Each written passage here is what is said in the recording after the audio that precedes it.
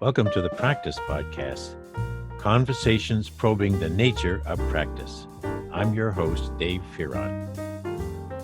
Well, folks, it's the last day of 2025, and Dave and I have had several conversations that we've contributed to the Practice Podcast over the last year, and we're anticipating some more in 2026.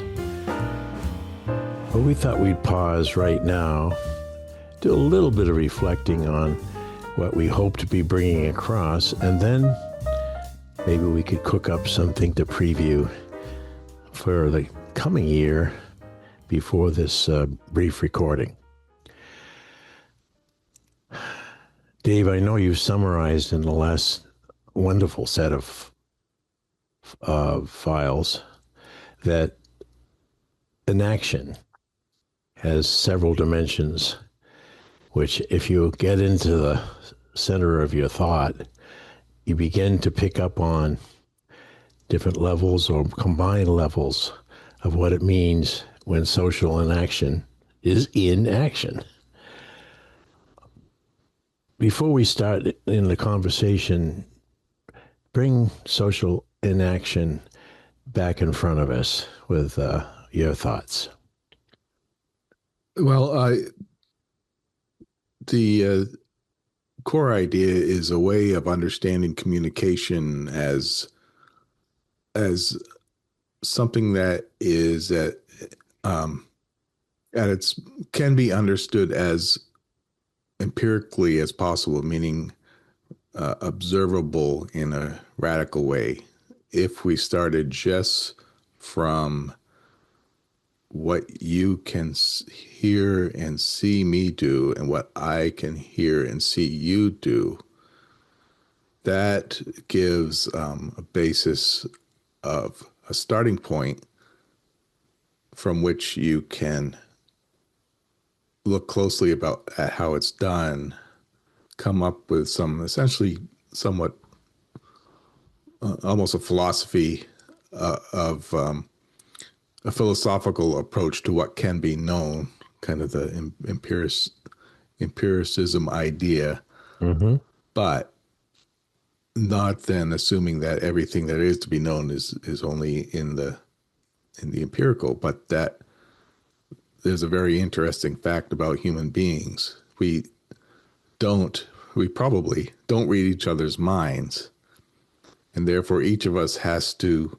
use what we see each other do and hear each other do, in addition to everything we know we can do and the other person can do and ought to do.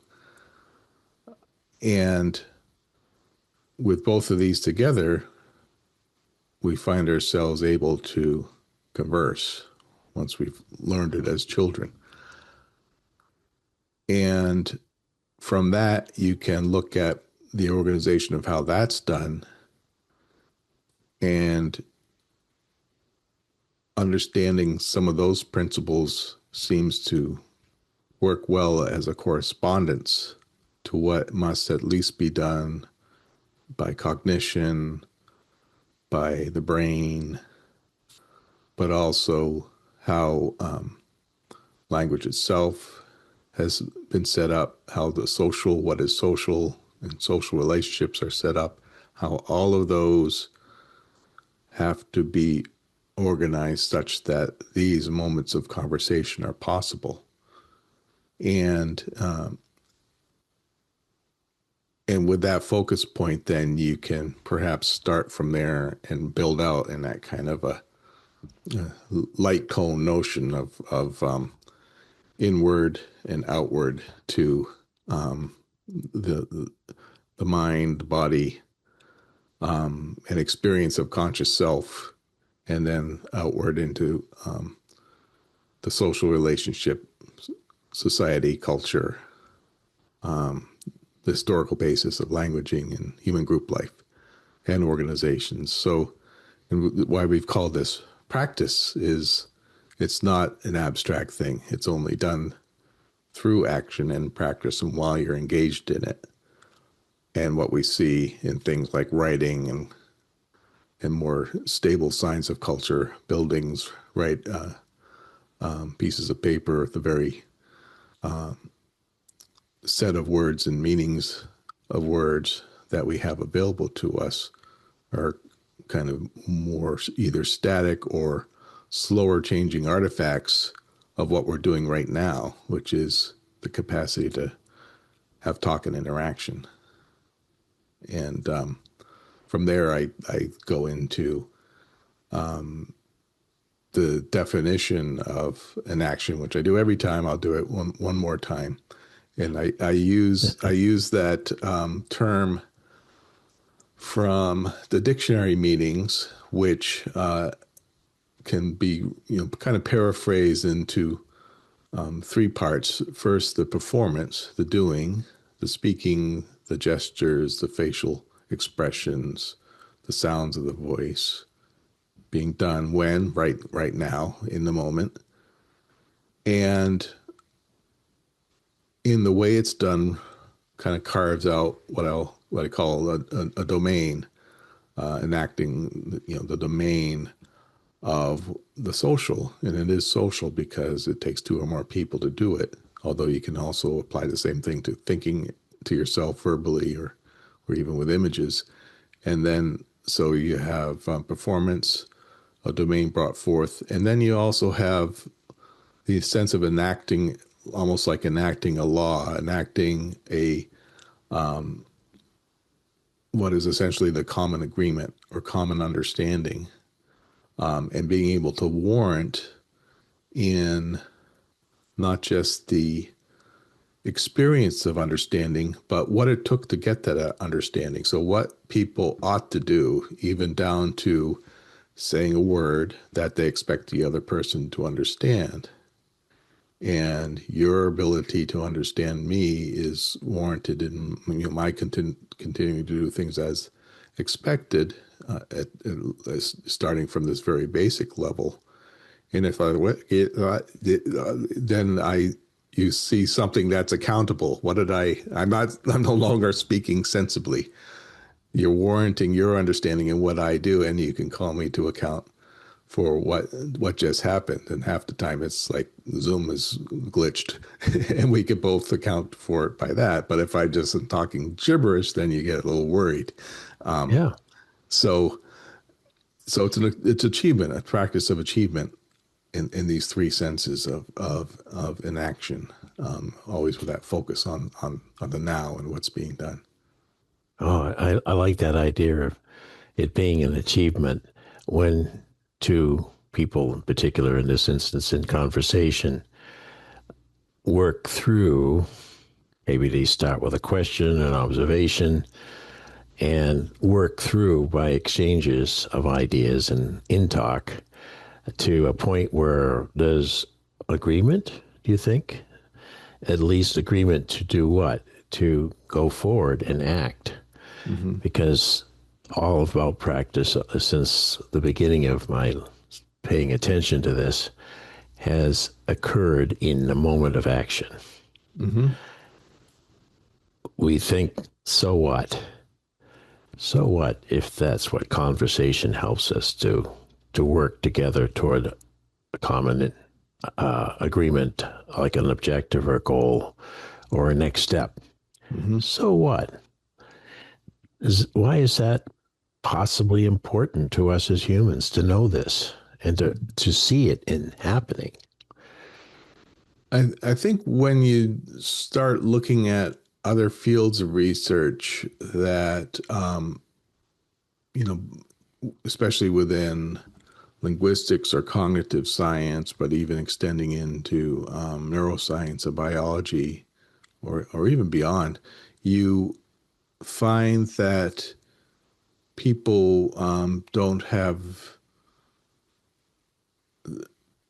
they well there's two things. For one is they're sort of starting from a starting point that doesn't have the luxury of being able to look at people engaged in interaction, because they think, well, they're not really dealing with that. If I'm looking at how people respond to loud noises, one might think, well, and you've got MRIs, functional MRIs that are recording brain, the brain imagery and looking at different tones, like musical tones, and seeing how the brain responds.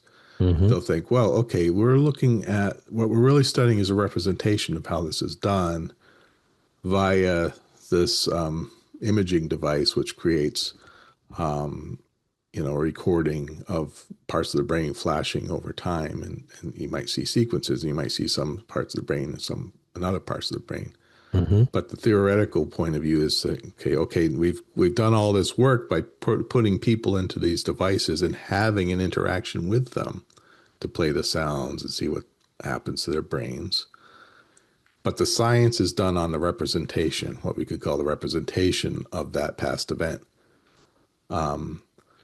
And when you start looking at the theories, you'll start to see that the theories become more and more divorced from the live nature of that event.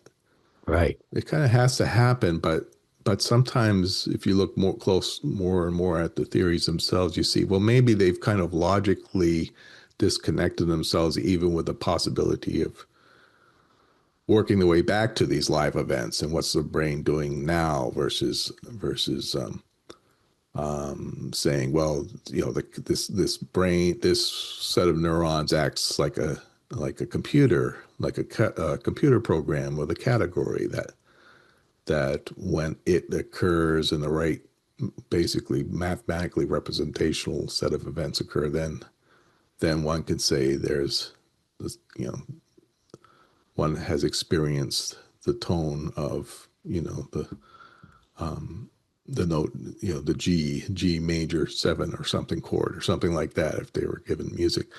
But Yeah. in other cases, but I think in a lot of, and then you'll see lots of cognition studies where they're kind of setting up very careful experiments that are essentially people interacting with things, but then their theories about the brain are basically talking about all the abstractive representations of it rather Mm-hmm. than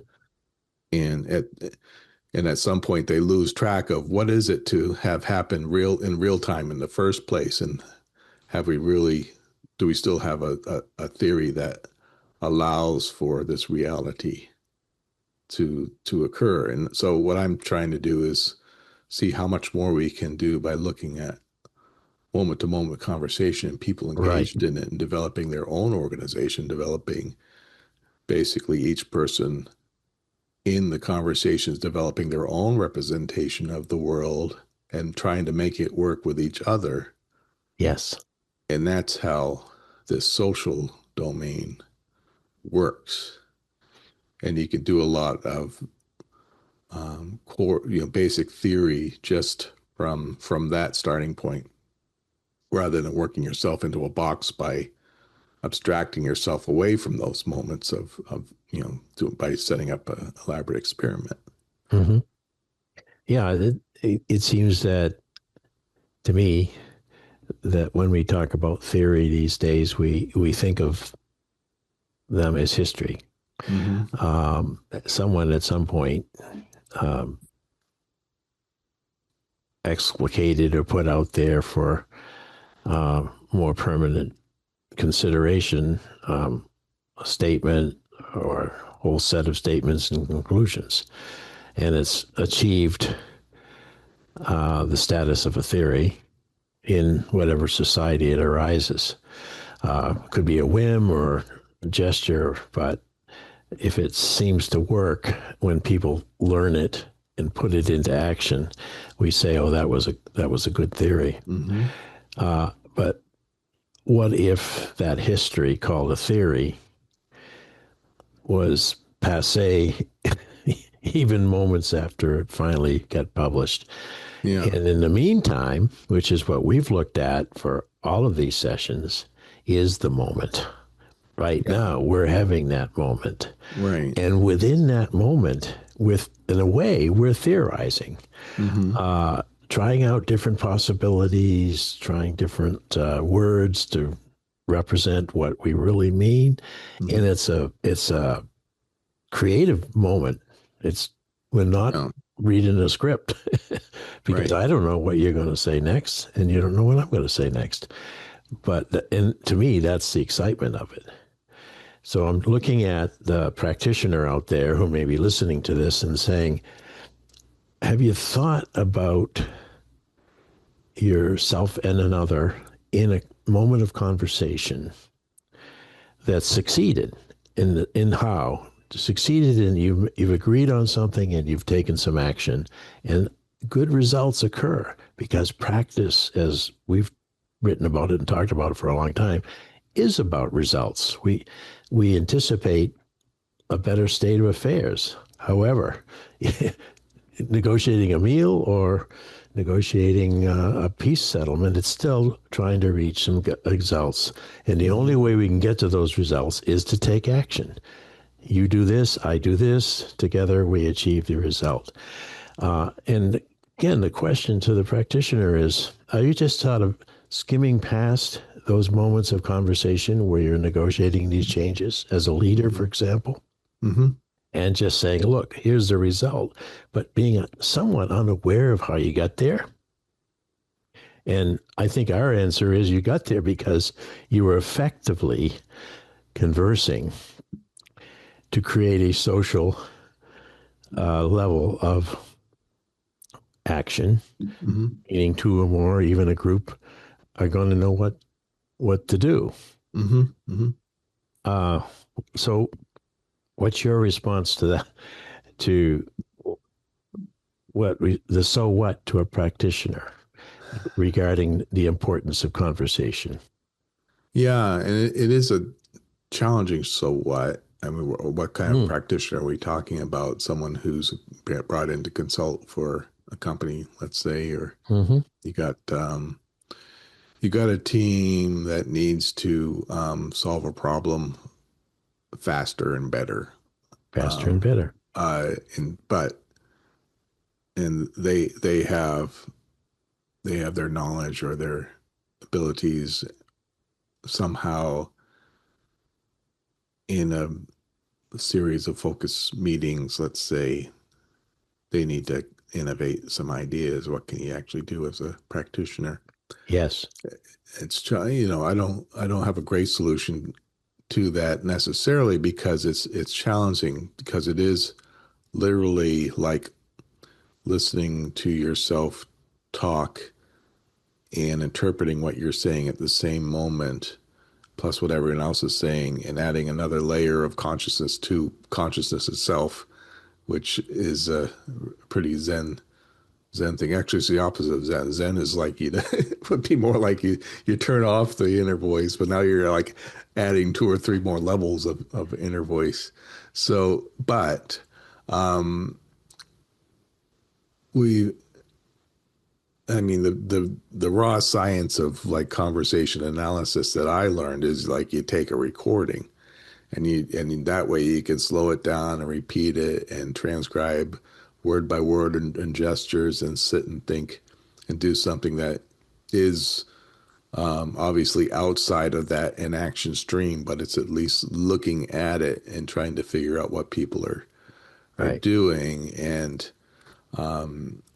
it is interpretive. You are kind of making representations and interpretations, but you're at least slowing things down and seeing what people are doing. So if I were a consultant and, day one of the meeting, we bring people together just to hash out their positions, you take a qualitative research approach to it. You do a recording, you would look at it, and it's knowing how to look and what to look at. That's would be challenging. But some of the things that we talked about, including the social emotions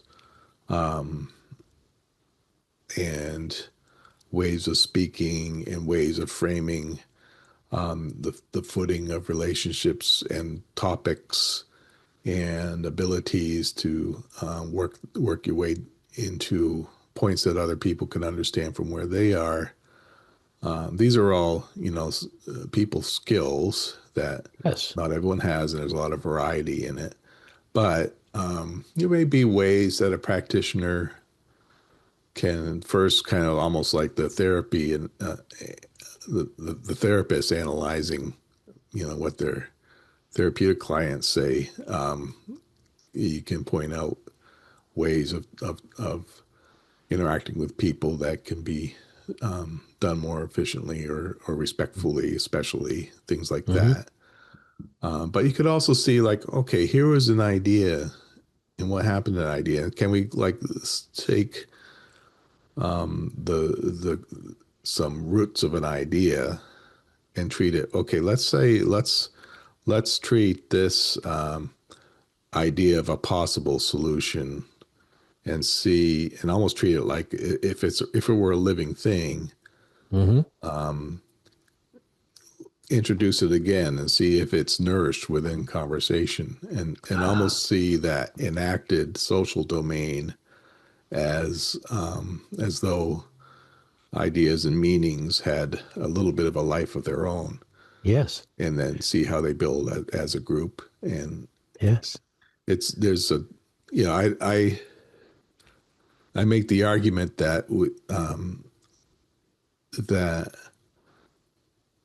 the method of doing talk is lots and lots of living systems, to the point even the idea that an act, like I talked about, philosopher George Herbert means social act, the act of performing, coming up with an idea, speaking it, listening to it, having a conversational exchange within the brain is perhaps literally living systems occurring within your neurons that live and die for the course of that act. However, between people, I wouldn't assume that there are also, like, the conversation itself is a living thing.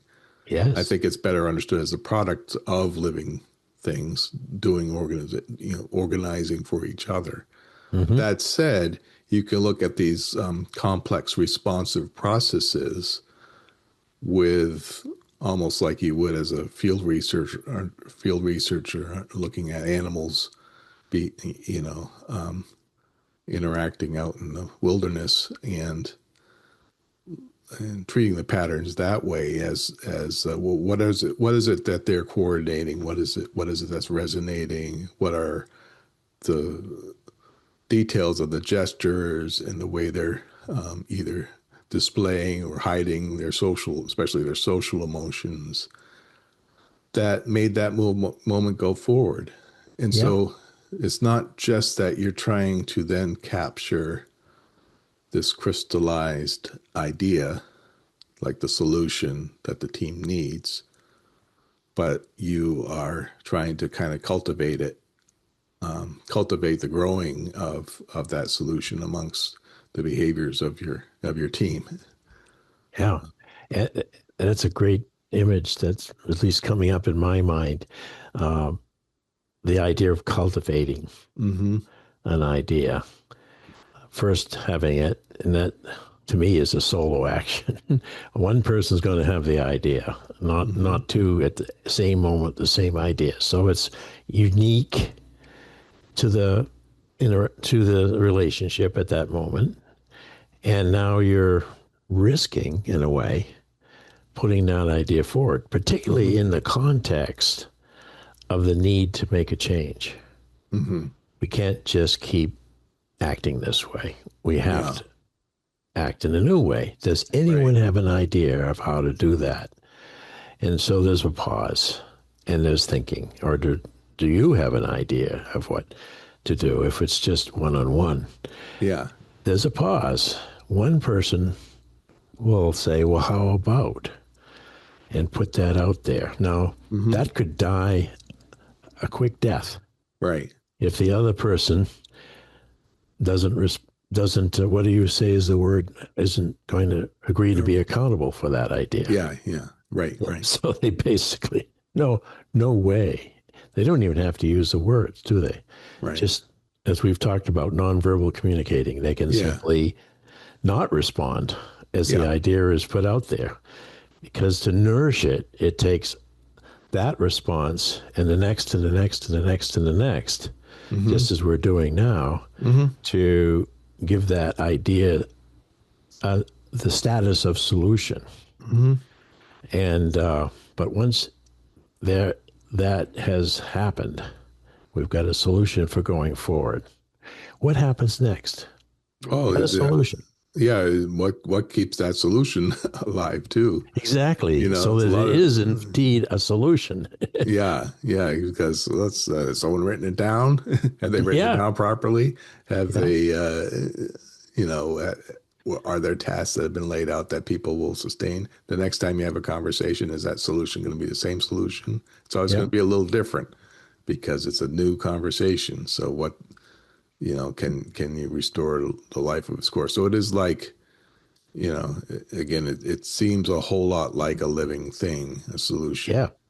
But I think it's important to understand how it's the product of living things. But it does, but but even as such, you could still kind of recognize the importance, like change, a change outwardly, changing, coming up with a new idea. A solution is a new idea which changes some old ideas. That's This is right. achieved by the group in a way that if you had a recording, you can kind of look at the contributions and see its history and kind of represent its organization in that sense. Mm-hmm. So that's the outward enacted social domain that we're trying to capture literally. Mm-hmm. Now, inside people's brains, I like to think that in order to make some of those changes, you're literally killing something. you're you're killing what's sustaining certain configurations of old memories and ideas and practices and ways of doing it in order for something new to grow. You're not killing all of it, but you're killing little bits of it. I'm getting to the point where the idea of the mind as massive societies is a better metaphor than certainly than the computer memory of kind of static facts Yes. and things of that sort. That just doesn't work for biology. But what does work, wherever you look at biology, are lots of little things engaged in survival, Sustaining. Yeah. which is itself contained of systems, particular type of system called a living system, what we call an autopoietic system, Mm-hmm. and it's just in which some part of what it does sustains itself and defines its borders while also adjusting to perturbations from the environment that it itself defines by that action. This happens at level upon level upon level in degrees of complexity, such that from this, from molecules to the cell to the neuron to brain regions and body and behavior, you're always looking at lots and lots of these, but there's always that pattern of kind of that, almost a classic evolutionary sense of things that which can become distinct and self-defining is either living or dying, and I think that can include what becomes the slower changing aspects of our memory, and the very stable things like the meanings of words, to the quicker things like having to come up with a sentence right now. And I just Yeah. did one. Like you just did. Yeah. And it also kind of lives and dies and competes and can fall apart. So something like an idea or a solution, you can see it being done by the group and they're all sustaining their actions. But somewhere down deep, things are fighting and dying and cooperating and living little lives to get to this point. So I don't know. It seems to. I think that's a great It image. may just make it more complicated, but I think we should assume that people, making change is at to various degrees has that stake to it, Uh, including an emotions system that's at the core, at the very core of consciousness, Hmm. in which everything, literally everything that we are consciously aware of has some emotional core that is perhaps rather simple, because a lot of it's happening down in the brainstem that's doing one Hmm. thing. Fear. Good, bad. Yeah. I'm going to die. I'm not going to die. Yeah. What just happened is, well, I don't know what just happened, but it's been boiled down to, am I going to die or not? Yeah. Once you rule that out. Yeah, something like that, or good, bad, valence, Yeah. and with this, kind of this cone of complexity from there. So all that's being is still in play while we're just doing something like coming up with an idea as a team. Going back to this notion of killing, um, literally without even knowing it, but maybe we do know it. But providing space for not only the new idea as it's now becoming more agreed upon, but also the energy that it's going to take to move forward with others in that moment. Where does energy fit into all this? We've talked about it off and on in various conversations, but it just struck me as I said that if you're not really with the agreement fully, or at least enough so you'll move ahead, you're holding, you're allocating your energies to something else, maybe resistance. Maybe it's subtle or secretive resistance, saying, well, I'll go along now, but I really am not that committed. And so I'm not going to put much into that. Let the other carry the weight. Or am I getting too dramatic about that? Well, I mean, um, yeah, I mean, ideally, sometimes when we start using terms like energy in different contexts, it's fine for kind of vernacular metaphor that lets us think about it. Ultimately, it'd be nice to say, well, what are we really talking about? Is energy the best word? And we've talked a little bit in past podcasts, like John Vervaeke's work on relevance realization, which is very much an action notion of something that's happening at the moment. Is it not just that it's relevant in some abstract sense, but how is relevance realized? And it's realized amongst the people engaged in interaction when we're looking at that.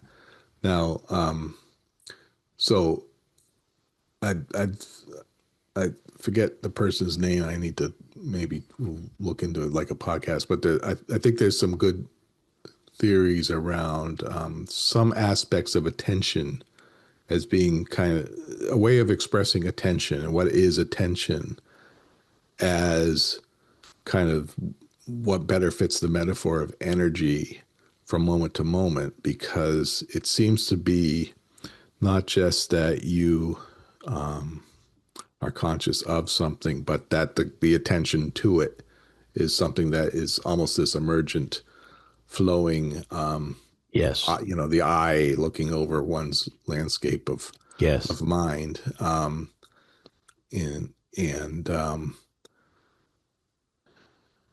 that. So in one sense, that's kind of a sort of an energy. What am I paying attention to? What am I treating as relevant? What am I treating as important? But Hmm. within that, I think we're back to that society of the minds, and and we come down to this. All right, we're doing. It's not just that we are within our work team. Bob is being obstructive while Anne is really championing the idea and is moving it forward. But within Bob is a sort of living version of Anne championing it, and parts of Bob liking the idea, and other parts of Bob not liking the idea. And within Bob are little societies battling it out, little teams, a little organization. I love it. I love that idea. And some of which go back to what happened when Bob was 5 and his big Mhm. sister wouldn't let him play with her toys, and Just like Anne. yeah, and all kinds of crazy stuff. And that's our next podcast. I think I want to get into this internal family systems Yep. uh, therapy and theory, where it becomes frightening almost how much we understand that our external world of culture and lots of people and things and all the organizations we have are of course different than ourselves. There are other people and they're doing lots of things, and I can't hope to grasp that complexity. But the idea that within our brains, our last podcast we talked about George Herbert Mead idea of the self, the I and the me. Hmm. But maybe there's billions of I's and me's. Every idea has its I and its me. Basically, the I being this attention sense, the bits of energy, Yeah. Yeah. relevance given to it. The me being the more the the self as object and what the self knows as object. So what Bob knows about how that work was done prior is that it felt comfortable to do it this way. And that's one part of Bob. And another part of Bob says, well, maybe it may work better to do it the other way, but it's risky and I feel worried about it. Yeah. And that's there too. And they're doing an internal conversation that Bob can't even hear, but he'll kind of experience at some crucial moment, maybe in that next meeting, where out pops from his mouth something that shoots down the idea. Exactly.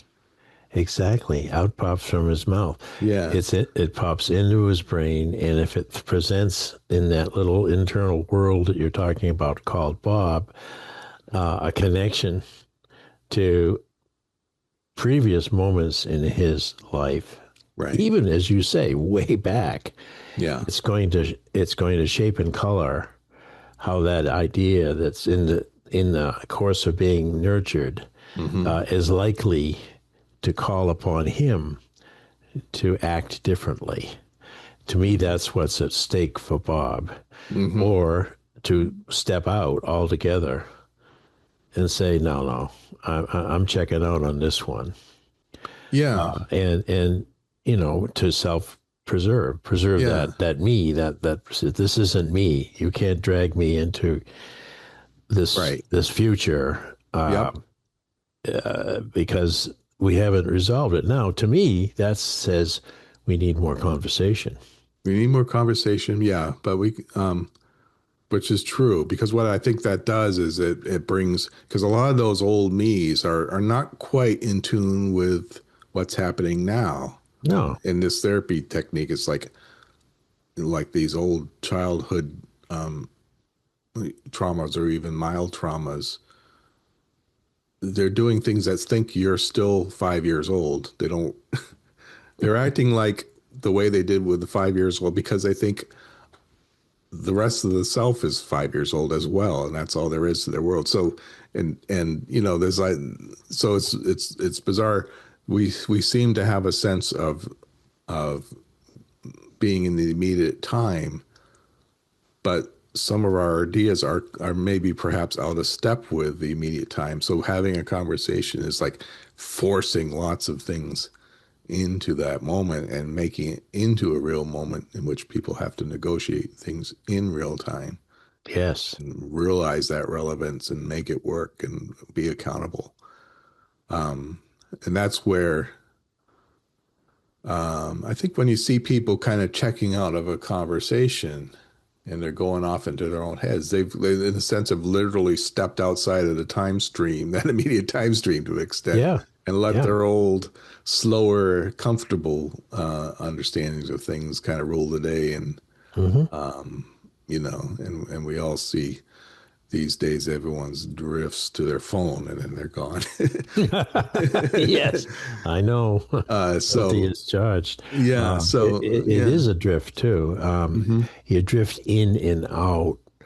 Now I'm going to put it in terms of what Bob's responsibility is ultimately. Bob is a serious person. He has developed a reputation for being successful in doing certain things that others respect and need. So he's not just a bystander saying, I'm moving on, I'm checking my phone. They need Bob, but Bob needs them.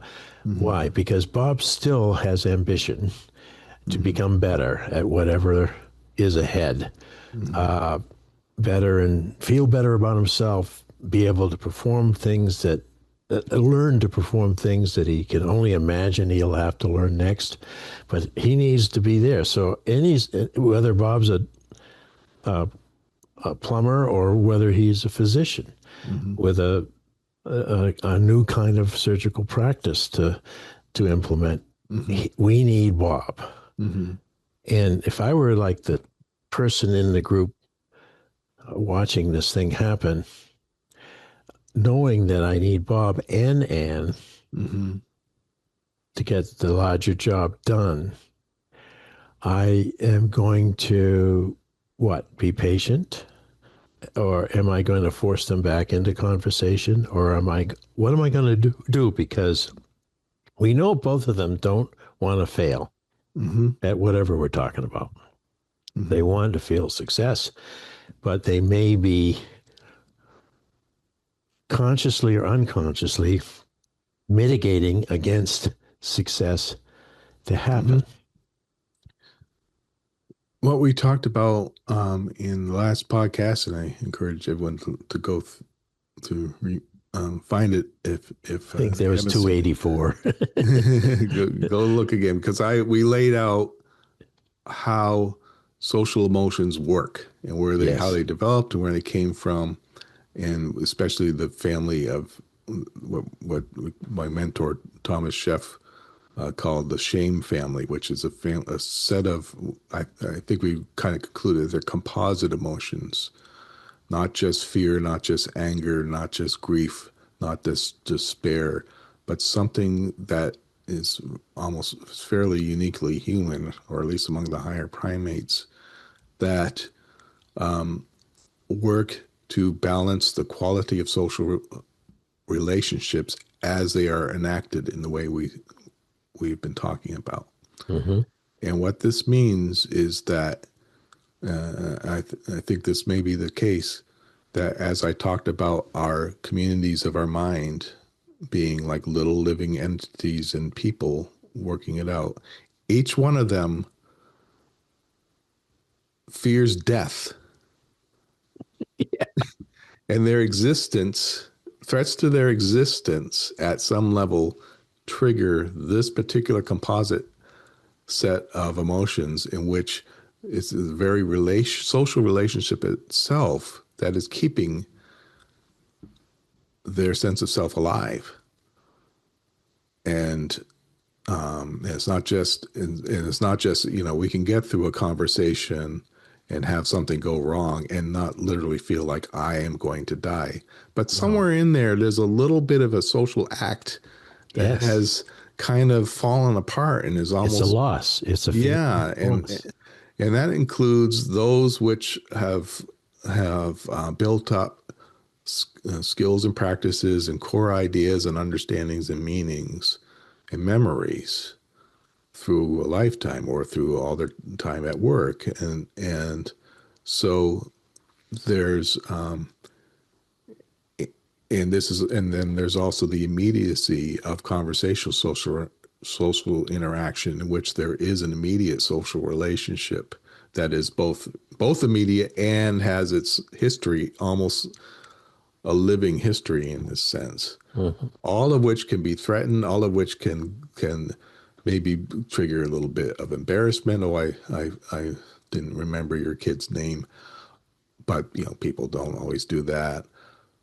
Guilt, I did something wrong, but it's maybe something repairable amongst us. To shame, I'm identifying myself as always being someone who does this social thing wrong in the same way. I'm always the one who turns down every good business idea. Here I go again. Or I'm shaming you for threatening my practice. So that's always happening in conversation. That's another thing you could see when you look closely at it, and it's almost horrifying once you realize how much that is part of every word we speak and every action we do, the quality of the social relationship. Now, that said, what it means is that to understand how this organization is enacted and works out over time is and to become kind of a consultant who can work with that reality is to do what I'll talk about internal family systems therapy as one of their big discoveries is that treating all parts, all these I, me's, with respect. Respect that they are there because something worked and made sense at the time. At the time. Or otherwise it wouldn't be there. And that includes Bob's way of doing something that worked for a while and got respect in the past and seems like it could still be respected now, but even through the change, respect that, yes, it was good then, and respect that maybe these differences can be an improvement, or maybe not. Maybe they'll go wrong, and we respect our capacity to deal with the embarrassment of it and still have a secure social bond at the other end. Absolutely. Now, being able to talk, especially in like a business meeting setting, you don't get to talk like a therapist. Therapists have built a nice footing for themselves where they can say, okay, is this the way your mother talked to you as a kid? Not going to pull that out in the meeting. No. And it's like, hey, what's going on at home? But even though something could be going on. It's probably there. Probably things are going on at home, and why someone came in with a chip on their shoulder. And you have to be very tactful. But the basic idea, though, is that without some careful negotiation, respect, deference, acknowledgement of where people may be coming from, you will trigger embarrassment, guilt, and shame, and be the shamer. And that everyone carries within themselves little parts that are shaming and being shamed by each other. And it's a big dynamic, and it's easily brought into the reality of attention through real conversation. Mm-hmm. And this is happening all the time in a workplace. And it could kill an idea. And so I think if it probably does. Yeah, lots of ideas have fallen to their death. So there's some because of these emotional differences that occur. Yeah. So if we were to find the very best, team whisperer consultant who's somehow able to hop into a meeting, and on the other end of it, everyone's like, oh my word, we just came up with a brilliant idea and we all love each other. You would, could happen. And then record them and analyze them. I bet you'd find that they are very good at doing almost this therapeutic negotiation of helping people speak to each other with respect, acknowledgement of things that are potentially you can kind of start with things that are just a threat to the relationship, rather than pointing out that, oh, you're feeling guilty about that. You don't have to talk about the guilt, the feelings. It's the quality of the social relationship of which itself triggers the feeling. So you can kind of focus on the quality of the social relationship, perhaps in more diplomatic terms. Yes. And work in the what's being talked about that in that framework.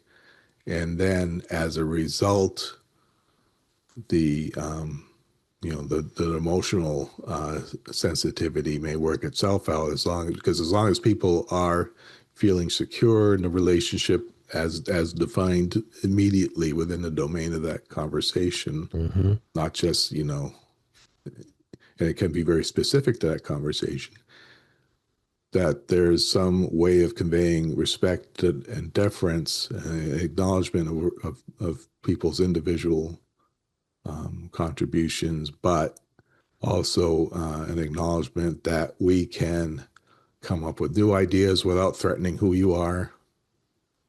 We're creating a space in which we're respecting new ideas and not, we will not kill a little part of you if we disagree with you. There you go. Then you can move forward. Yeah. A lot of people meet disagreements as though a little part of them's being killed. I can feel that. I know what you mean. And we're rotating back to where we started. We talking about the idea that was needed in order for change to occur between two or more people, or with two or more people. So that idea is a living, I'm going to throw a word on it because it doesn't do justice, but it's there. System, I guess. It's a system, but it's also something that I think we can visualize. I think we humans have a capacity to imagine as this idea is emerging so that we can portray it to others, give it its best features. And as that happens and then the exchanges happen, the idea takes more and more form to the point, as you say, if you were analyzing a transcript, you'll say, hey, right there. You see, after that, we started to use the same words again and again about the future action. Those words didn't exist before that moment. Only one or two people. Now it's all of us using those words, which represent their connection to the future together. And so I think we've done justice to 2025 with this conversation on the last day. I think that it suggests to me that there's a whole lot more to discover. I'm fascinating, for example, Dave, with, I think it's your insight alone that says that we are basically our own community within ourselves. Neighborhoods, personalities represented by those we've had experience with over a lifetime. And that when we enter, like we've just done, we bring two histories together and also a whole lot of sensitivities and sensibilities that we have to kind of put on the line in order to keep talking about something until a better thing emerges. Yeah. Wow.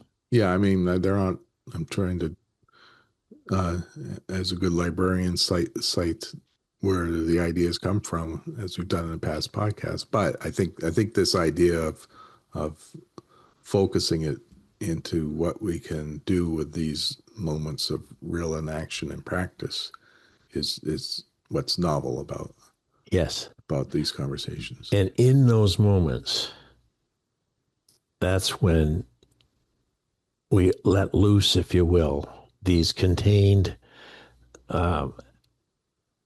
senses of who we are and what we have at stake. And we don't even have to do that until we see that the change that's emerging in this as an idea could be, take something away, as you said earlier, or it could give us a chance to add something to what makes us a satisfied human. So it's there, and what we can learn together as we go forward is a lot more.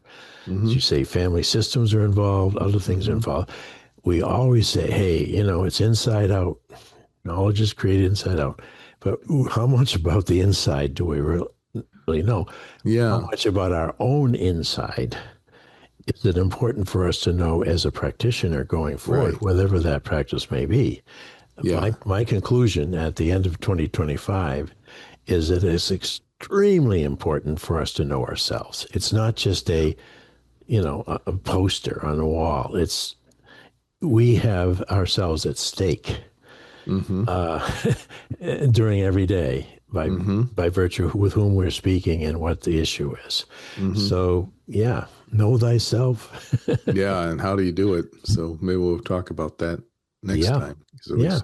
I've been trying one method over the last year, and it's pretty interesting. Yes.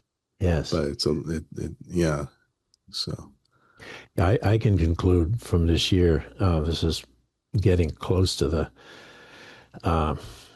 past the 1.5 year mark since you and I lost Connie Fearon, my wife, your mom, Mm-hmm. and that horrendous loss, the Mm-hmm. loss that you have no idea about until it happens, Mm-hmm.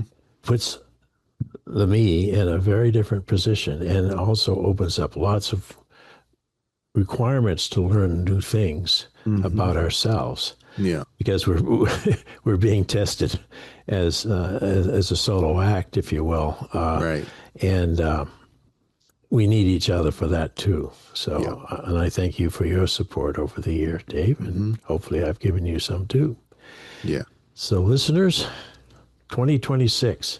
What did we hear today as the prediction for 2026? Well, one can get on YouTube amongst the New Age channels and find everything from destruction of the Earth to splitting of timelines to to whatever you like. But I think at least one that I like is the messages from Lee Carroll's and Chiron is that this last year of change was maybe the the high point of weirdness, and things will kind of get better from here. Yes, that's what I heard too. So and it may be. I think what's happening is that we're kind of understanding, as though it were new, all the craziness that's always been there all along under the surface, and it's really just a process of maybe now we're acknowledging it and respecting our knowledge of it, and then making some adjustments on the basis of actually understanding what's what can be changed and facing up to it. So A lot of and change ahead. doing it collectively in a way that maybe we don't.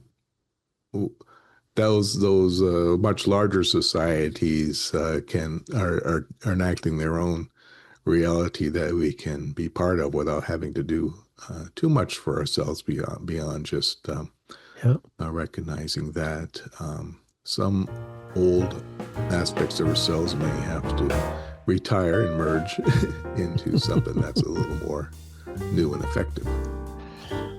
Amen to that. And thank you again, Dave, for a good year. Look forward to resuming our conversations in 2026, which is tomorrow. Yep, we'll have some fun ones.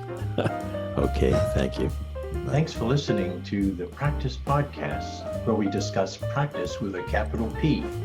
If you'd like to hear more, listen in on Spotify, Automatic, and Apple Podcasts, or go to enactionresearch.com/podcast-page. And if you'd like to learn more about social inaction and the nature of practice, head over to enactionresearch.com for more information. Thank you for supporting this show. We look forward to hearing from you soon.